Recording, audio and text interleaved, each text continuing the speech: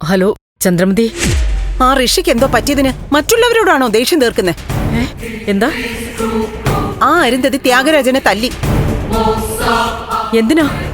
ഋഷിയെ കാണാനില്ലെന്നുള്ള കാര്യത്തിന് ത്യാഗരാജൻ അഭിപ്രായം പറഞ്ഞു. ഋഷി മരിച്ചിട്ടൊന്നും ഉണ്ടാവില്ലെന്ന്. അത് കേട്ടപ്പോഴാ തല്ലിയത്. ആ ഋഷിയെ ആരോ തല്ലി കൊന്നിട്ടുണ്ടാവും. ആ ക്രിമിനലിന്റെ കയ്യിലിരിപ്പ് അങ്ങനെയല്ലേ?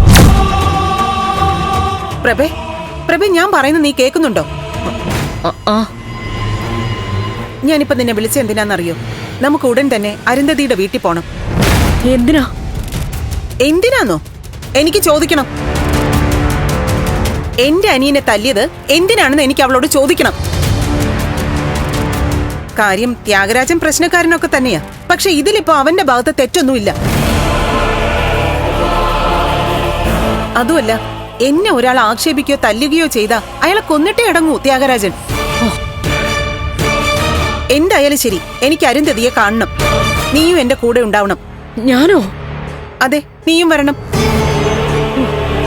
അന്ന് അമ്പലത്തിൽ വെച്ച് ഋഷി നിന്നെ ആക്ഷേപിച്ചില്ലേ? അതിന്റെ കണക്കും ഇപ്പൊ തീർക്കാം.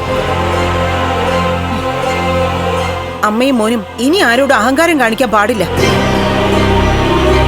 പ്രഭ റെഡിയായി നിൽക്ക്, ഞാൻ അങ്ങോട്ട് വരാം. ചന്ദ്രമതി ഇങ്ങോട്ട് വരണ്ട. എന്നുവെച്ചാ പ്രഭ ഇങ്ങോട്ട് വരാന്നാണോ? ഇവിടുന്ന് പോവാന്നോ? ഞാൻ എങ്ങോട്ടും ഇല്ല. എവിടെയാന്ന് വെച്ചാ ചന്ദ്രമതി പൊയ്ക്കോ. എന്താ ചെയ്യേണ്ടതെന്ന് വെച്ചാ ചെയ്യ്. എന്നെ നോക്കണ്ട. നീ എന്താ പ്രഭ തമാശ പറയാണോ?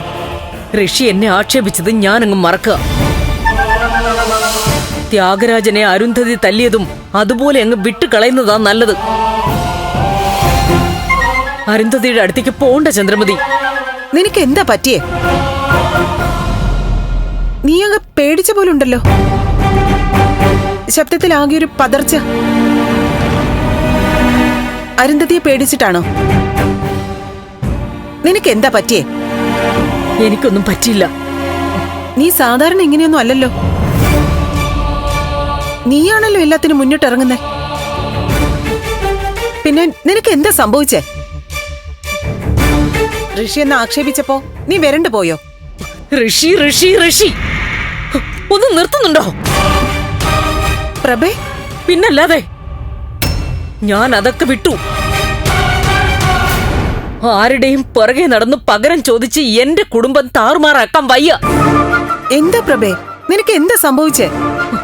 പറഞ്ഞില്ലേ, എനിക്കൊന്നും പറ്റിയിട്ടില്ല. ഡേ, നീ എന്നെ പറ്റിക്കാൻ നോക്കണ്ട. എന്നോടിപ്പ സംസാരിക്കുന്നത് എനിക്കറിയാൻ പാടില്ലാത്ത പ്രഭാവതിയാ. എന്താ പ്രഭേ? ഞാൻ പറയുന്ന ഒന്നും നിനക്ക് മനസ്സിലാവുന്നില്ലേ? അപ്പോ നീ എന്റെ കൂടെ വരില്ലേ? ചന്ദ്രമതി എന്നെ നിർബന്ധിക്കരുത്.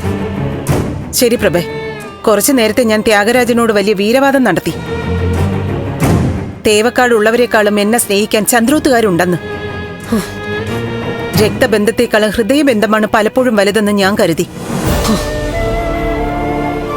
നിന്റെ ആവശ്യങ്ങൾക്ക് ഞാൻ കൂടെ നിന്നതുപോലെ എനിക്ക് വേണ്ടി നീയും കൂടെ ഉണ്ടാവുമെന്ന് ഞാൻ വിചാരിച്ചു. പഴയ കാര്യങ്ങളൊന്നും ഓർമ്മിപ്പിക്കുകയൊന്നുമല്ല. സിദ്ധുവിന് വേണ്ടി സാക്ഷി പറയാൻ അന്ന് കോടതിയിൽ വന്നത് എന്തൊക്കെ പ്രതിബന്ധങ്ങൾ മറികടന്നാണെന്ന് അറിയാലോ. അന്ന് ഞാൻ പ്രാധാന്യം കൊടുത്തത് എനിക്കോ എന്റെ വീട്ടുകാർക്കോ വേണ്ടിയല്ല, നിന്റെ ഭാവിക്ക.